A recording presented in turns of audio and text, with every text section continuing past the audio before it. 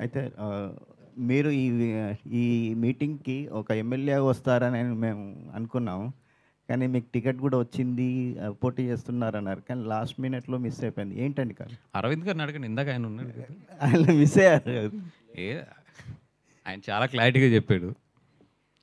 2029 వరకు కంపెనీ మొత్తం ట్రైన్ చేసి, మొత్తం ఎస్టాబ్లిష్ చేసిన తర్వాత నువ్వు స్టెప్ తీసుకో నేనేమనను. నేనే అప్పుడు కాలితే ఎలక్షన్ మొత్తం ఖర్చు కూడా నేనే ఇస్తాను గానీ, ఈ లోపు ఎళ్తే కాలు ఇరగొడతానన్నాడు ఆయన.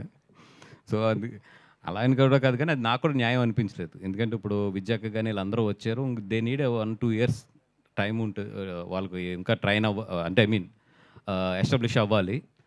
అయన్నీ అయ్యి కంపెనీ కరెక్ట్‌గా ఒక గాడిలో పడిపోయింది అన్న తర్వాత డెఫినెట్‌గా నేను మాత్రం అటు సైడ్ కాల్ తీసుకుంటాను. పవన్ కళ్యాణ్ నితిన్ గారిని అడిగారండి టికెట్ ఇవ్వమని? లేకపోతే ఆయన్నేమన్నా ఆఫర్ చేశారా? అంటే 2019లోనే ఆయన ఒకటే చెప్పారు నాకు. పాలకొల్లు నుంచి నువ్వెయ్యి అన్నారు ఆయన 2019లోనే.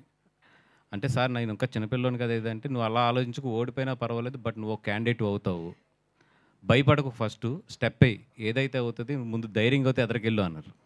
కానీ నాకు ఆ రోజు నిజంగా ధైర్యం సరిపోలేదు. అలాగే ఈ ఎలక్షన్ బిఫోర్ ఆయన నాతో మాట్లాడినప్పుడు కూడా ఏంటి ఇంకా టైం తీసుకుంటావా అన్నారు. ఒక్క మాట అంతే.